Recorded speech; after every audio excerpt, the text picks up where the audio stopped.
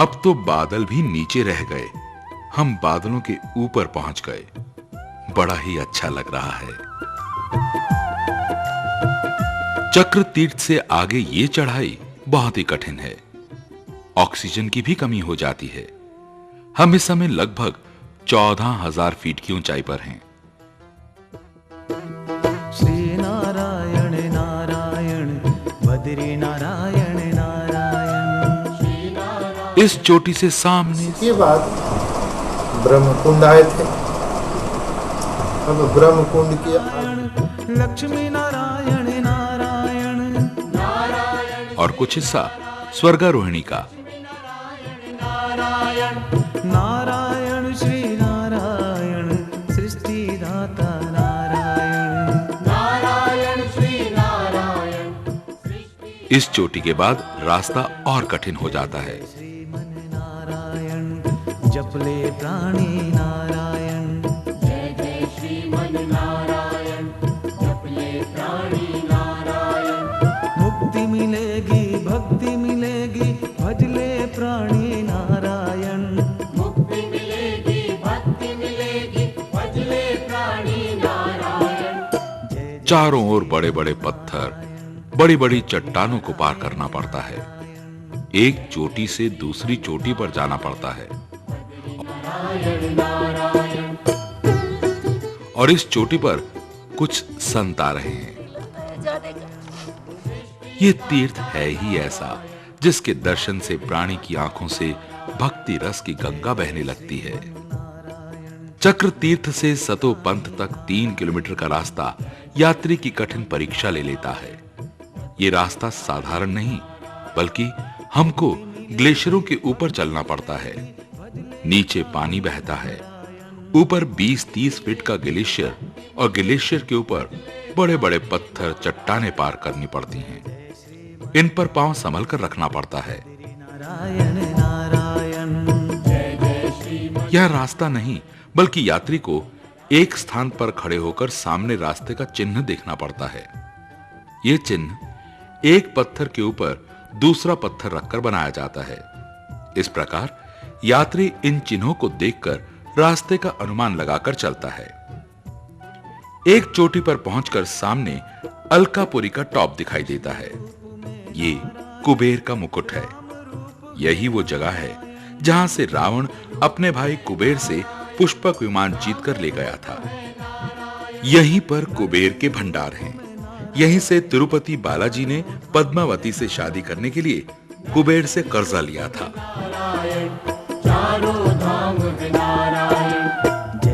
3 kilometre की कठिन यात्रा के बाद सामने ही त्रिकोण रूप में एक बहुत ही सुंदर तालाब दिखाई देता है। जब यात्री सतोपंथ के दर्शन करता है तो ऐसा लगता है मानो कंगाल को खजाना मिल गया हो, जैसे तपस्वी के सामने मूर्तिमय सिद्धि स्वयं आकर खड़ी हो गई हो। इतना स्वच्छ कांच के समान हरे रंग का जल, यात्री का हृदय सतोपंथ के दर्शन करके भक्ति से ओतप्रोत हो जाता है।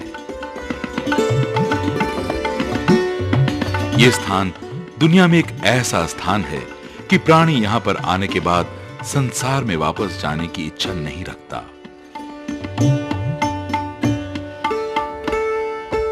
इस सरोवर का जल इतना पवित्र है कि यदि इसमें कोई गलती से तिनका भी डाल दे तो ये पक्षी इस तिनके को अपनी चोंच से उठाकर बाहर फेंक देते हैं। यहां के पक्षी भी सात्विक भाव के ही मिलेंगे। ये पक्षी और कहीं नहीं मिलते। यहीं पर आसपास में ही गुफाएं हैं। यात्री इन्हीं गुफाओं में आकर ठहरते हैं या फिर टेंट लगाकर अपनी ठहरने की व्यवस्था करते हैं। ऋषि मुनि संत यहीं पर इन गुफाओं में रहकर सिद्धियां प्राप्त करते हैं। स्कंद पुराण में लिखा है, एकादशी के दिन यहां साक्षात ब्रह्मा विष्णु महेश तीनों देव सतोपंथ सरोवर में स्नान आदि करके तपस्या करने आते हैं। सतोपंथ के दर्शन, पूजा, स्तुति करने से क्या फल प्राप्त होता है, यह स्वयं ब्रह्मा जी भी नहीं कह सकते, तो फिर हम क्या कहें, यात्री सिर्फ यहीं तक ही जाते हैं। और पांचों पांडवों में से भीम सतोपंथ तक ही जा सका और यहीं सतोपंथ में अपना शरीर त्याग दिया। यात्री भी सतोपंथ में स्नान करके तपस्या करते हैं। कोई कोई तो अपने ठाकुर जी को स्नान कराकर पूजा करता है।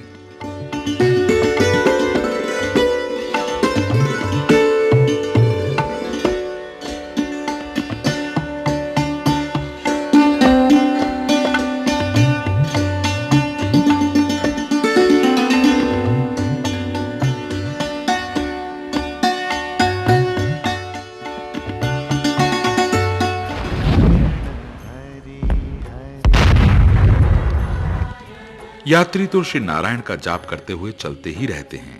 जय जय नारायण नारायण हरि हरि, जय जय नारायण नारायण हरि। दूर चोटी के बाद पहले जपो नारायण नारायण हरि हरि, श्रीमन नारायण नारायण हरि हरि,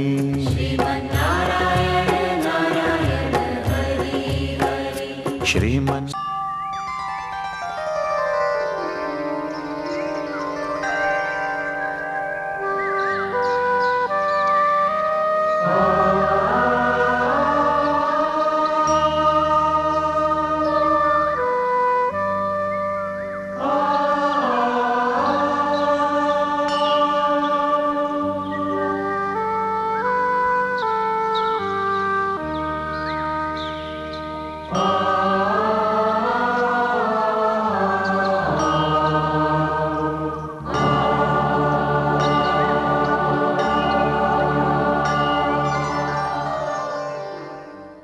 जय बद्री विशाल।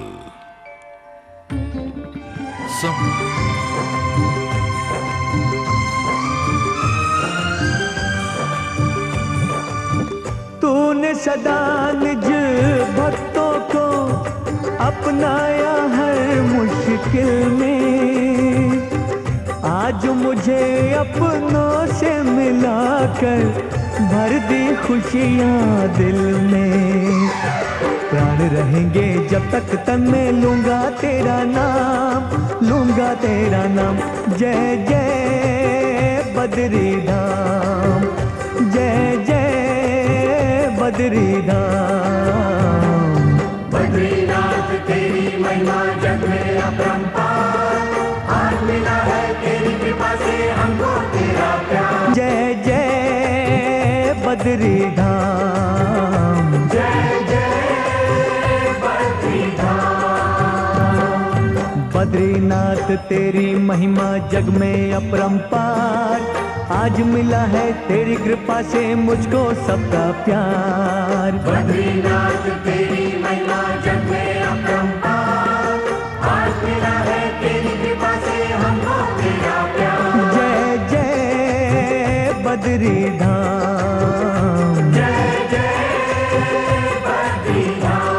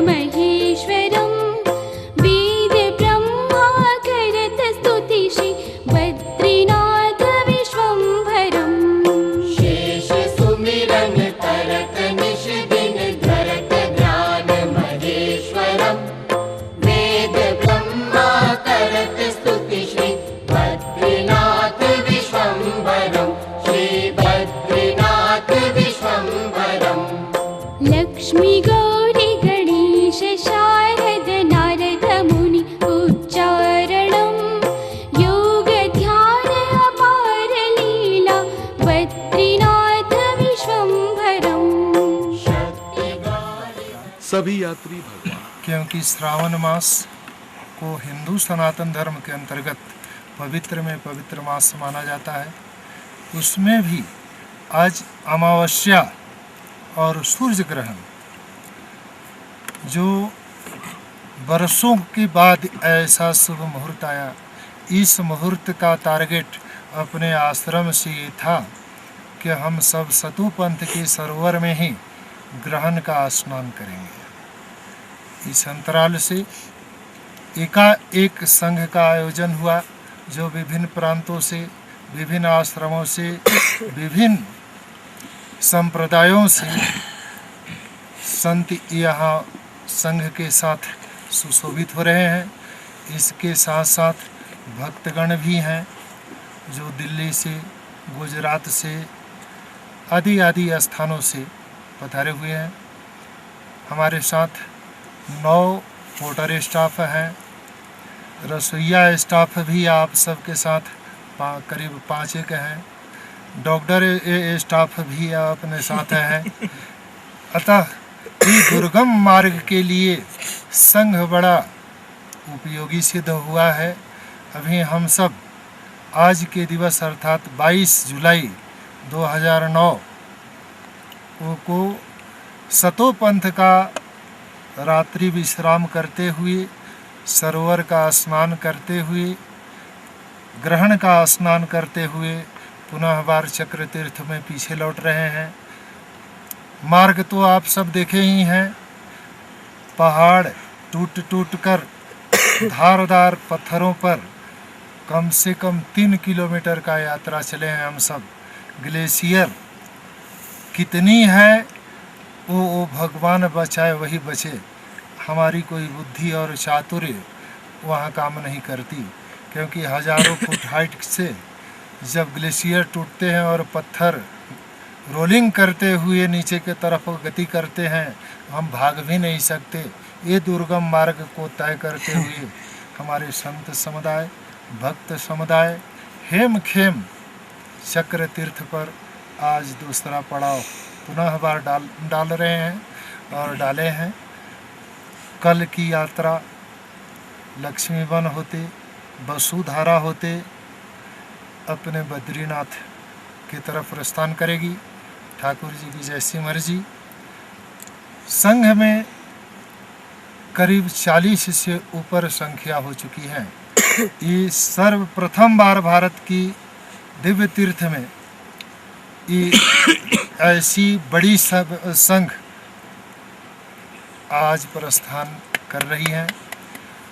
अभी संत मंडली से आग्रह करूंगा कि अपने अपने संप्रदाय, अपने अपने प्रांत, अपने अपने मठ, अपने अपने स्वरूप का सूक्ष्म में परिचय दें, ताकि आगे का भी कार्यक्रम। जय नारायण स्वामी नारायण, जय नारायण